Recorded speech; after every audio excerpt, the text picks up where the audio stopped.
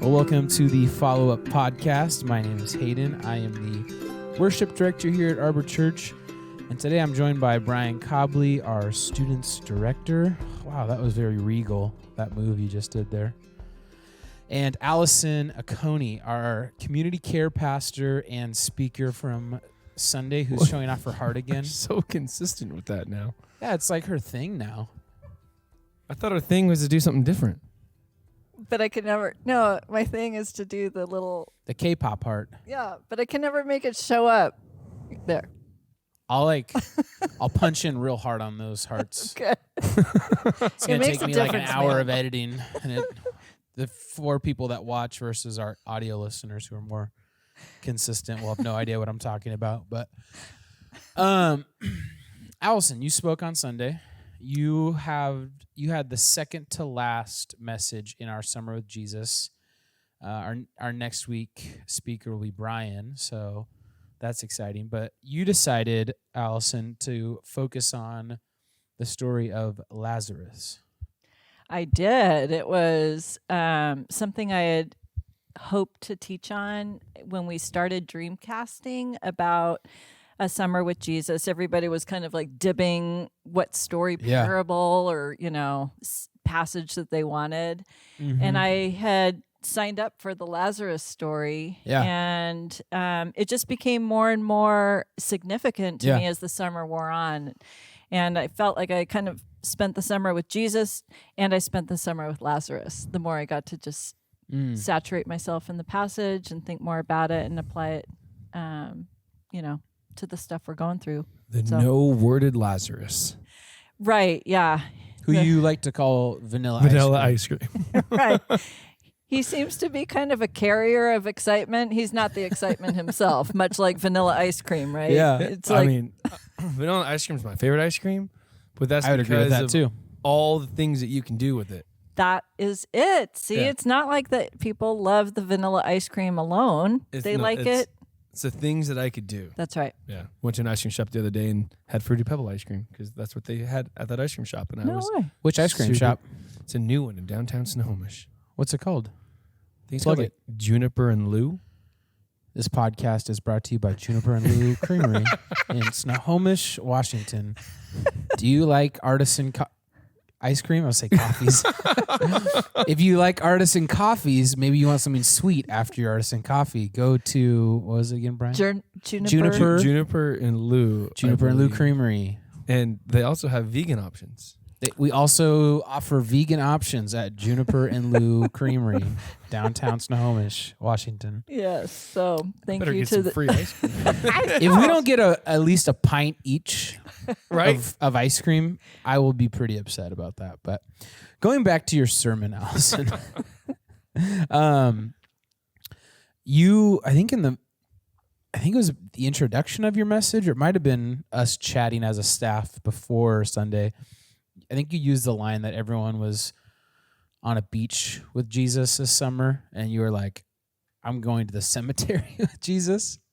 You probably said it way more elegant than I did. But. Well, I was thinking, when we thought about summer with Jesus and everybody was picturing like all the great, happy high points of Jesus's life and how we get to just enjoy so much about knowing about him in these happy places. I did think, though, if we're going to really fully grasp who Jesus is and the reality of our lives, we should take a look at a summer cemetery that, he's there too. And he has ways to reveal himself to us and minister to us in those spaces too. And just because there's summer doesn't mean that we're all exempt from pain or from sort of waiting for rescue or going through hard places.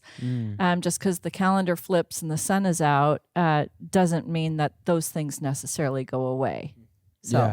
But there's such a contrast to cemeteries in summer. People don't expect to feel grief and sorrow when the sun is out. And I think all the more in the Pacific Northwest, because we've waited all year long for the sun to show up, right? Yeah. And versus some people. Yeah, that's true. It's hardship for you. Yes.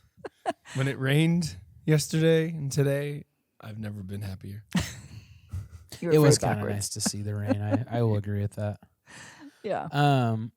When you had talked about where you were going with your message, it was it felt very like on brand for you, Allison, because you are someone who's very comfortable talking about death, grief, and I'd say loss. Because I think in your message it wasn't specifically just about the death of someone you love and care about, but you'd also said like the death of a dream, and I forget some of the other examples that you use that you could kind of fit in there. But what I think is cool is I've been here at Arbor for 2+ years. I can't even remember it's been a blur. It's Especially this last year. Yeah, it's been a blur. Been here for 2 years or 20 years. I can't tell.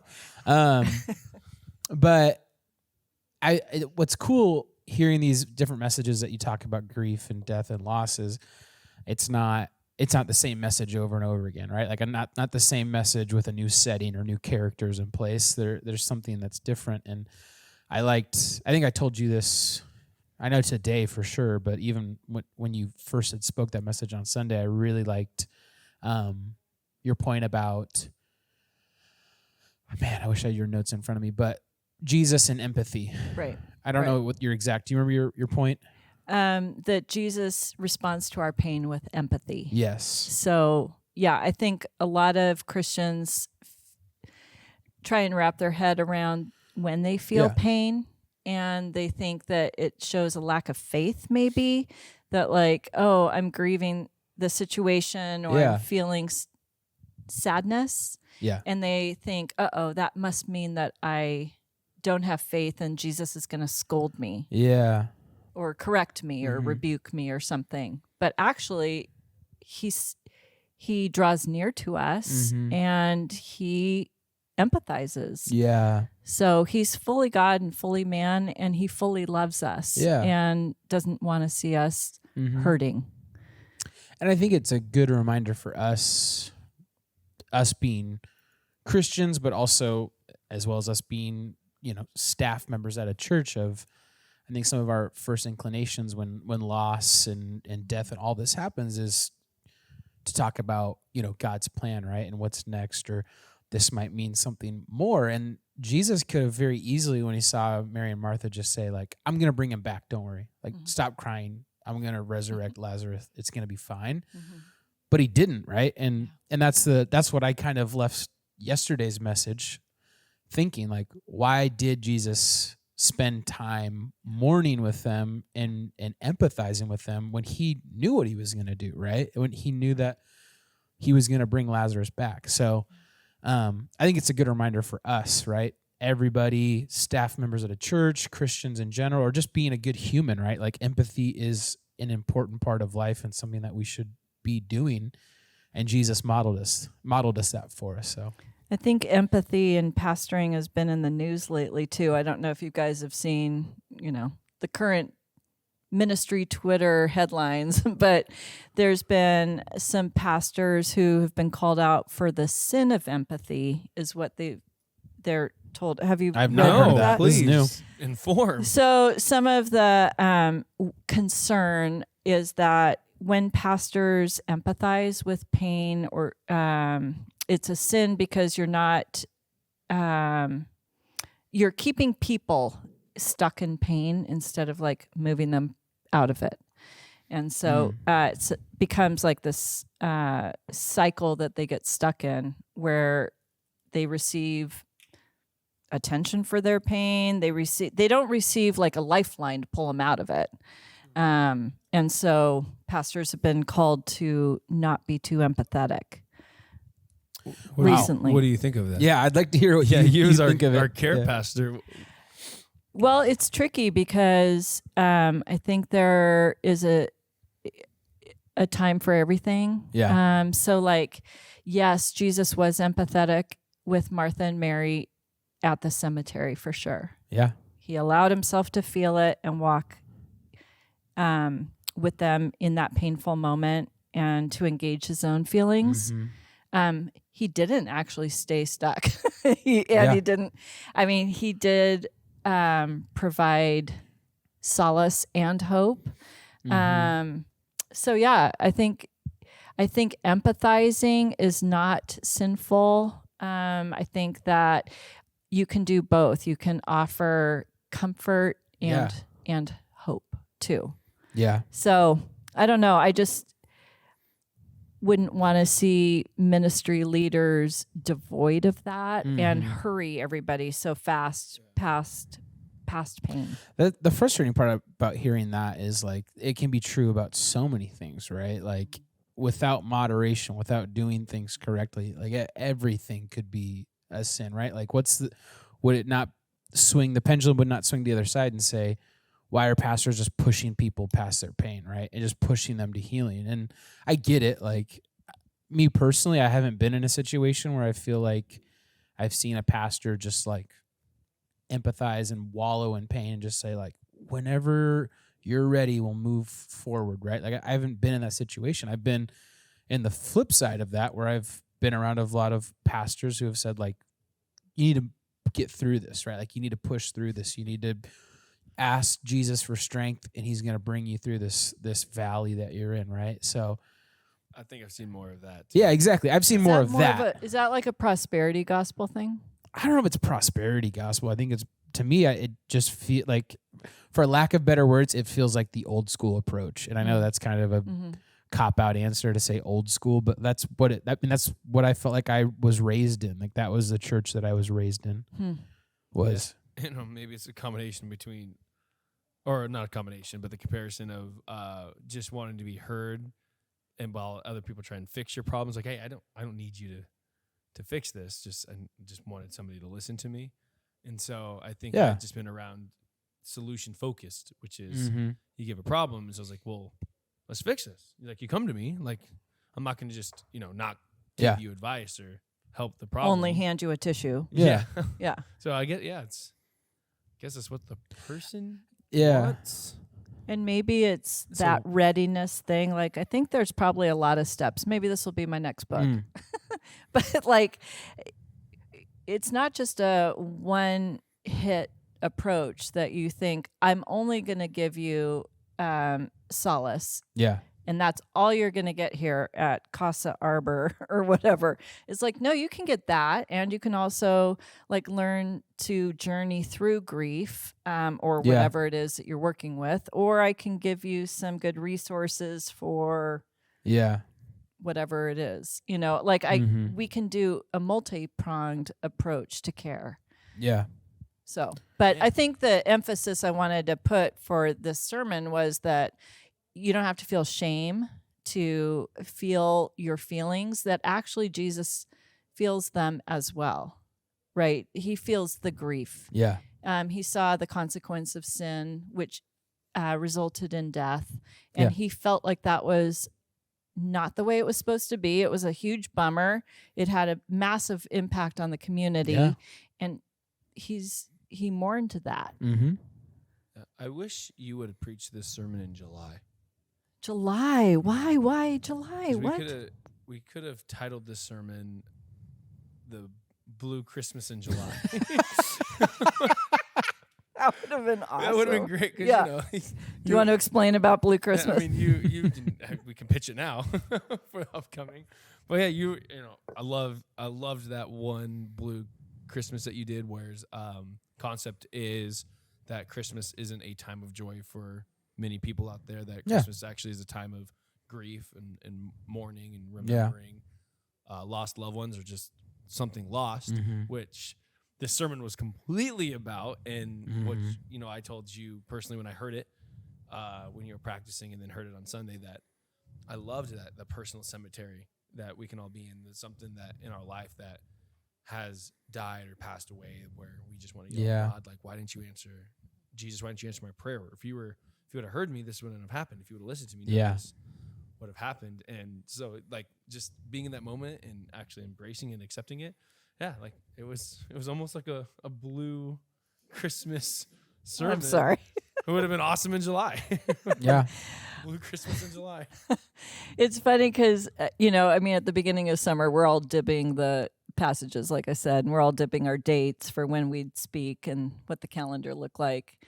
And I don't know if our people caught that I had to switch dates at the last minute with Cliff. He subbed in for me 2 weeks ago, and then I took his date.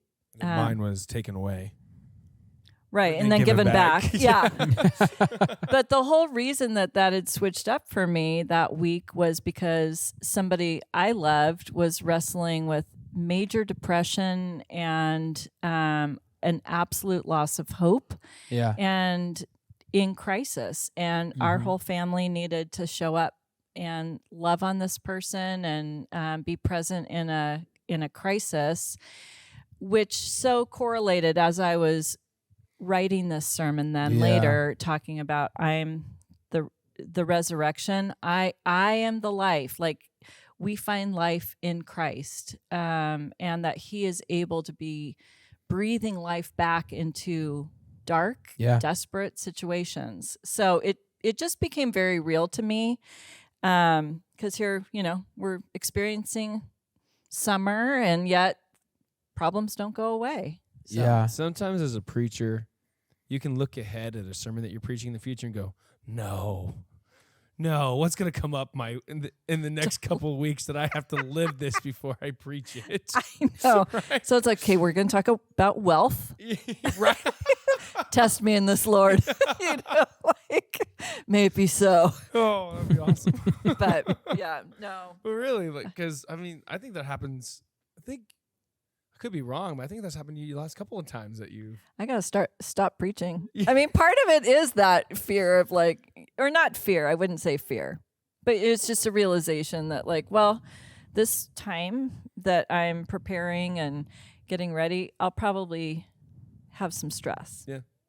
I'm curious. I don't want to take anything away from the Holy Spirit and how God works, but do you feel like it is God brings those things into our lives when we're going to be speaking about it, or is it kind of like the new car thing when you're looking for a new car and you start to see it everywhere? Like, I'm researching this, I'm reading about it, so it's on my mind, and now I'm seeing it more easily. Yeah, but it's a sign God wants you to get that car. Yeah, exactly. So both and is the answer, I guess. Or I used to get frustrated by the daily horoscopes. It's like, today you're going to be surprised. Yeah. Well, what does that mean? I'm surprised that you were reading a horoscope. Anything can be surprised. Back in those MySpace days where things would pop up on you in your daily thing. No, were you friends with Tom? Did you know Tom? Tom was my number one. I knew Tom. We were friends. Yeah. Yeah. Totally. You know Tom? He was on my He was on my my top number friends. Yeah, for a while there, Tom forced him to be your number one on MySpace. He might have felt like it was forced, but I wanted him on my top I 5. wonder whatever's become of that guy. Yeah. So to go, in a sense, Bible nerd, because when you practice this is where I'm like, I just had to ask you, is that real? Because super cool fact that it was almost very intentional that Jesus waited those 4 days to raise Lazarus, because there was no question that this was a miracle because of an old, traditional belief. Can you explain that Right. again? So in my research, it seems on Logos Bible software. Thanks for saying Logos. So, and I pronounced it the way you like it. Thank you. And Wikipedia. On Wikipedia. And Wikipedia.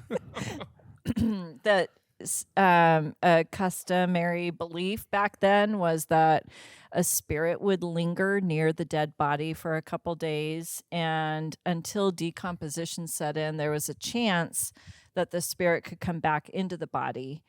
Part of me wrestles with that. Was that actually true? Or is it legend? Mm-hmm. Because I also know that the Jewish custom is to bury their dead before the Sabbath. And so if you died the day before the Sabbath, then you're getting buried before the spirit has a chance to come back.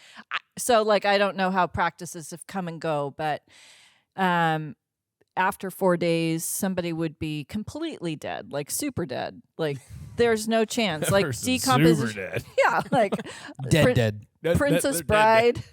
I referenced Princess Bride that they're all, what was it, mostly dead or all dead or something. Anyhow.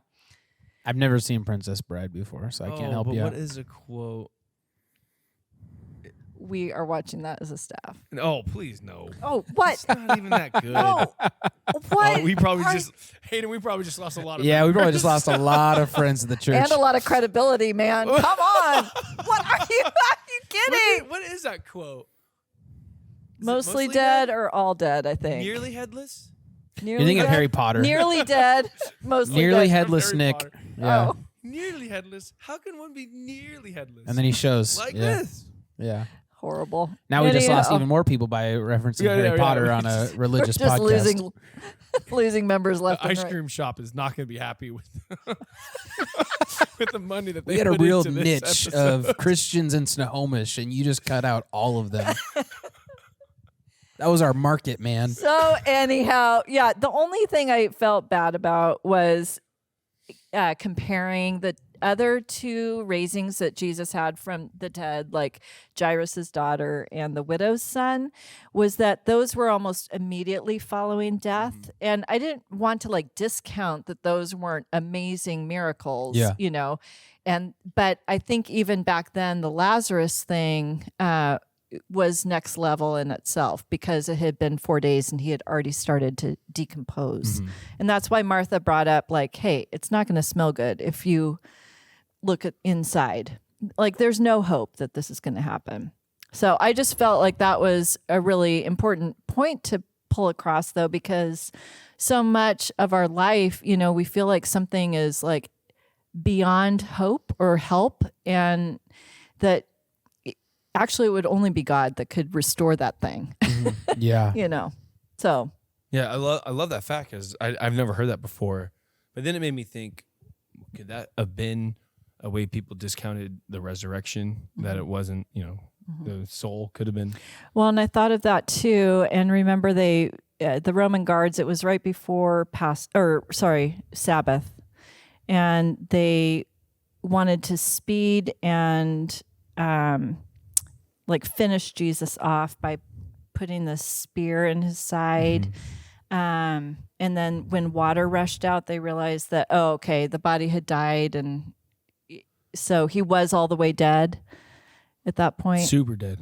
Super dead. Yeah. So What's our by Savior, doing man? that, they verified and validated that he was very dead. And so there should have been no question when he raised, back, that it wasn't that the spirit hovered and came back. It was like, nope, that was validated at the time. Yeah, The Roman. that fact to me was really cool. I haven't heard it before, and when I heard you practicing, I wrote down, "Ask Alison, is she serious?" And then I remember writing that down, going like, she's not serious when she preaches this, like she just made up a fact. Yeah. There's one thing we know about Allison's preaching, very flippant on stage. Just Especially regarding, yeah, exactly. the subject matter. Allison, were you serious? No, it just sounded really No. cool. It sounded really cool, man. Right. Yo. It fit. Commentators are now going to write this in. Right. I had a hunch, so I went with it. I'm curious. I don't know why I'm being brought back to this, but Bryan had mentioned Blue Christmas in July. Was there any sort of pushback when you guys did Blue Christmas for the first time? I was not here at that point at Arbor. Was there any sort of people like, oh, why are we doing Blue Christmas? No, at the time, I remember being Yeah. warmly received here. Cool. Okay. And I never really knew what came first, chicken or the egg, with Arbor being a home for the hurting in a way. But like we have lots of people here that have walked through painful journeys. And so Blue Christmas is sort of, I hate to say on brand, but it's a way to minister to hurting people that we have a lot of. So, it was warmly received at the time. Yeah. Although it was a new concept as well. Yeah. You know, that we would acknowledge pain during the holidays, because I think usually everybody wants to put tinsel on everything and make everything merry and bright. There's a song that says that. That's, where it came There's from. also a song called Blue Christmas. So. No, I sat right there Yeah. with Audra, and it was a beautiful service. Walked out. We're with hoping to do that again this year.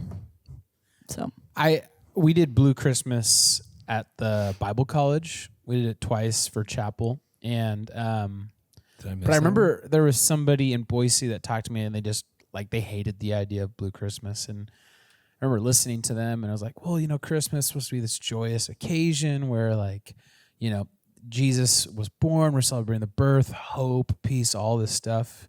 And listening to them, I'm like, I get it. I understand where you're coming from, but also, can you take a step back and acknowledge that that those two things can exist together, right? Someone grieving and going through something that's hard, and this is not always the most fun season for them, and it's painful, but also they acknowledge the same things that you're acknowledging, right? It's just, is there a space for both? And I was just curious when that had happened. I know that Blue Christmas is kind of I don't even know how new you could say it is, but it's a newer concept for churches to really be doing that. Because you guys did it, 4 years ago, 5 years ago? 3. 3 years ago. Okay. 3. That would be 3. Yeah, I think the concept is it's held on the longest night of the year, which is the solstice in the winter, and that it's the darkest night of the year because the sun goes to bed super early and it's just lots of dark. Yeah. But what you're doing is you're throwing open the doors of the church and saying, let's celebrate the light amidst the darkness. Yeah. So the thing I love about it is that if you notice, most people in grief have a wide spectrum of emotion. Yeah. Because they're human. But it's hard to enter into a conversation with someone who's grieving and not address their pain first before you hope that their hearts can be light, and you hope to share good laughs or talks about the Seahawks or whatever. But if you don't first, but if you first don't address their pain, it's hard. It feels disingenuous. It feels superficial. It feels all sorts of, tone deaf to just skip over their pain and go straight to the other talk. Yeah. So the thing I love about Blue Christmas is it first addresses your heartache. Yeah. And let's talk about the fact that you lost your husband this year. Mm-hmm. And let's talk about the fact that you're out of work right now or whatever the pain is. Yeah. And then we can enjoy the tinsel and celebrating Jesus and all the great stuff. And but let's first talk about how you're doing with your pain. Mm-hmm. Do we have time for me to bring up another thing? Because I know we're... That timer that you're looking at that I have going is not accurate. I think... Because I started it and then you guys wouldn't stop chatting. Yeah, but I looked. It was almost 3 minutes. The boss isn't here today. It's just us. We get to do it whatever we want. Let's do it. Shine the timer. Oh, can I play with the drums? Sorry. No. All right, so... another thing, talking about grief and how it relates to your sermon and what you said here. I love that you brought up that Jesus' conversation with Martha, where Jesus told Martha, your brother will rise again. And Martha said to him, I know that he will rise again in the resurrection on the last day. That brings up something relevant in people's lives when somebody does lose something, and people try and cheer people up with the words they're smiling down at us right now. They're in a better place, or you're gonna laugh about this one day. And I love how you addressed it, sometimes the Christian platitude thing. Yeah. Don't be sad. He's in heaven. Yeah, where it doesn't really help, and it's I know that. I know that, but I'm still really sad right now. Yeah. Right. Yeah, I think that's something that, there's that verse about grieving, but not without hope. Yeah. In 1 Thessalonians, I think. And it is true that we grieve, but we do have hope. So you can say, yes, I totally know they're in heaven, and I love that. But I also am missing them. I miss not being able to pick up my phone and dial them up or share a funny inside story with them, or I don't know. It just People are not Yeah. replaceable, and when they leave, there is a void, and you miss them. And sadness creeps back up. yeah, I think you guys know this, and I might mention this on Sunday in the sermon. But Spoiler alert. a year ago, I lost a really good mentor in my life named Don, and Don was like my first introduction of working full-time ministry. He was the guy I interned for in a children's ministry, and Don was incredible. But one thing that was amazing about Don is the guy can build anything with anything. When it came to like the even though he was in the children's ministry, he helped out every ministry. And when the high school group was doing like a summer camp and they needed a game built, he would be the person to just build it. And I look at him like, dude, how are you going to build that? And just seeing him work at it and I'm like, he made the game. Like he, in an unorthodox way, but the game is built. He was incredible.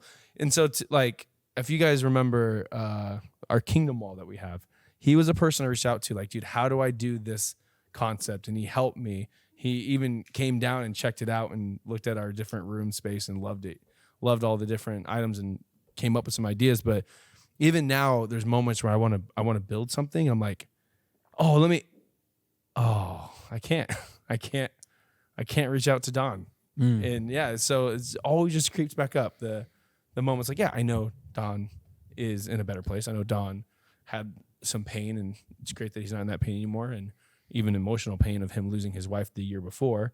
But there's still moments where it just, pops back up like, I want to reach, and And doesn't that speak to the value of humans? It's just friendships and mentorships and parentships and siblingships and all these relationships that we have, like they're meaningful. And people can't just disappear without there being a void and some pain in there. Yeah. And so and it's still, this is funny to ask you this question. For me, Don's number is still in my phone. Yeah. My dad, who's dead, his number is still in my phone. I can and probably will not ever delete their numbers. Wow. Same. Wow. Both my parents are still in my phone. I don't know how you go about erasing mom or dad out of your phone book. Yeah. And, I still follow them on social media platforms, I've looked at my follower list and I've thought I can erase, but then I think, why do I want to? Why do I want to do that? I don't know. Wow. I mean, they're meaningful people. I don't want to erase out of my life. So there's a tension there, right? Yeah. A tension, but a beautiful tension too, because I think the opposite of it is like, no, I don't care. Erase. Like, I don't care. I don't even miss it. I don't give them a second thought, and you're like, oh, wow. Okay. That's not a great option.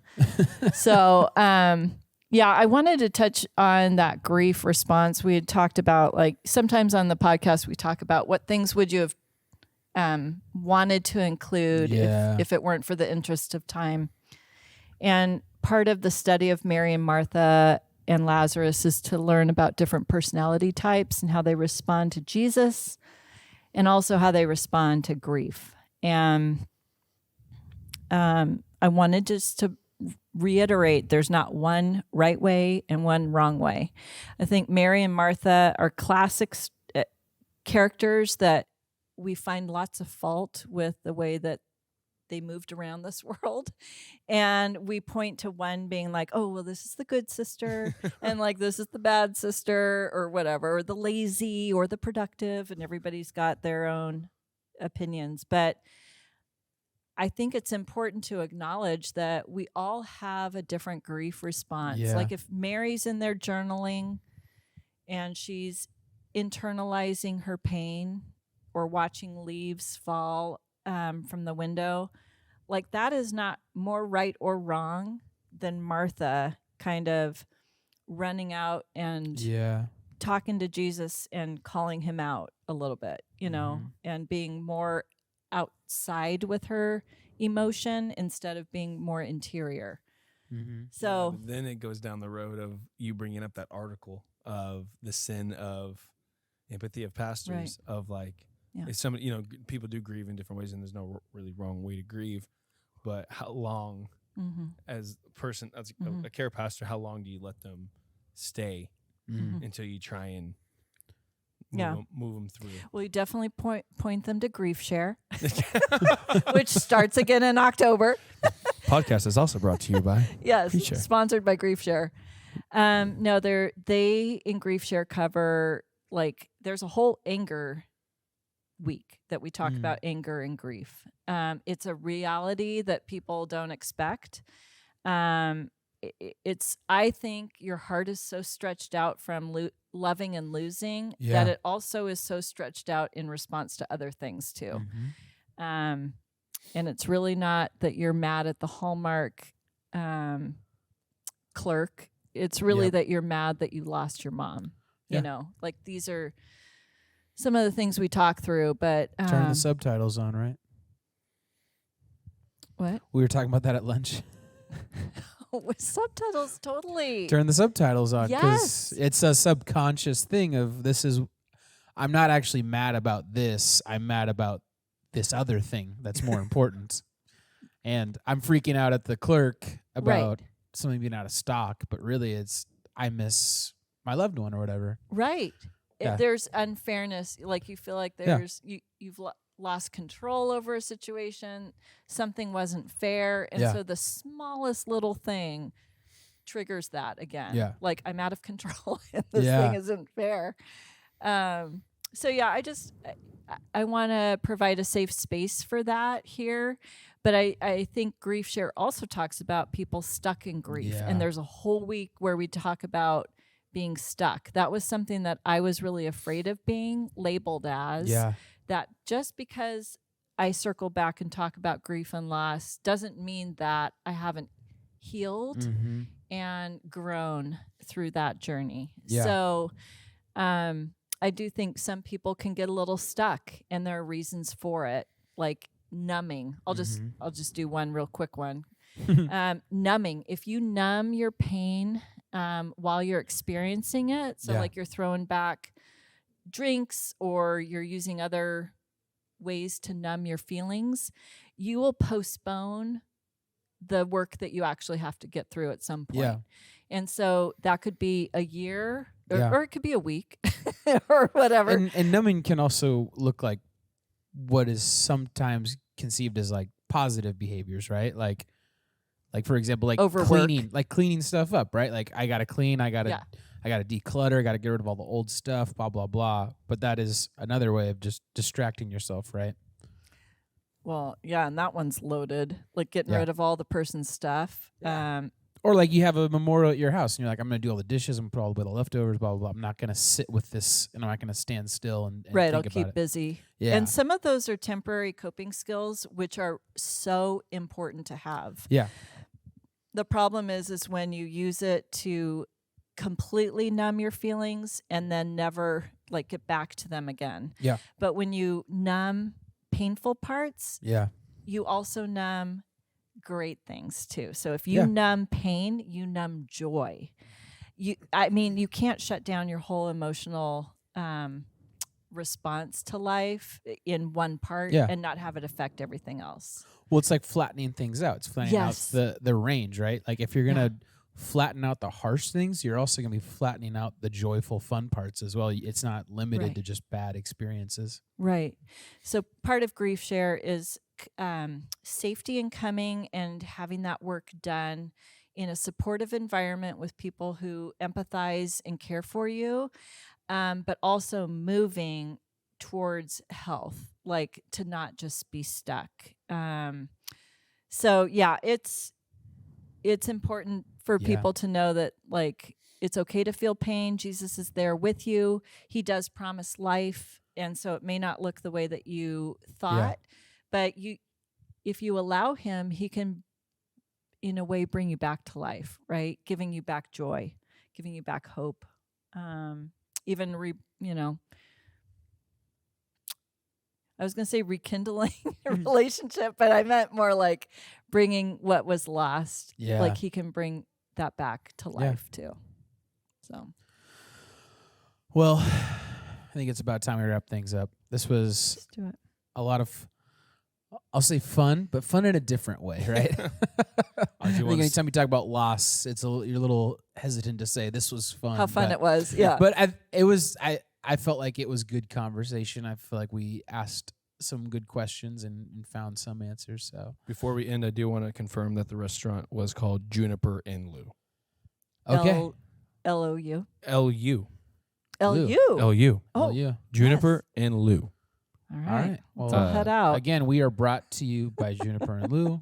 Ice cream and espresso. Oh, Something for everyone, man. I said artisanal coffee. Yeah, I mean, I did get a... Did you get an affogato? I did, but they ran out of vanilla, which I'm like, what ice cream shop runs out of vanilla, right? Right? Juniper and Lou. And it was right after your sermon that I used espresso and chocolate chip ice cream with the 2 shots Ooh, of little espresso over the mocha, top. little Dude, mocha it was good. affogato. It was good. Look at you, Bryan. Audra got a cold brew float. You guys are living a life that I wish I was living. Your goals. Yeah. You are goals. That's a better way of saying what I said. You guys are goals. Although I'm sure that's... Is this dead? Do we do I this think anymore? goals is dead too, now that I think of it. I haven't heard it for so long. Well, we talked Honestly, about if- MySpace today and Tom, so If Alison says something, I think at that point we know that it's cool again. So I thought you were gonna Oh, say I thought you were it going to was say the old. opposite. Yeah. Wow. We know that she's too Bryan, old. you have a bad view of Alison, and Alison, you have a bad view of yourself. Next week, we're gonna work on that in the podcast. So Sorry. Looking forward to that. Cool. Thanks, we'll call Hayden. we'll call it the armchair therapist episode next week. Love it. All right. Well, thank you guys so much for listening or watching, and we will see you guys next week.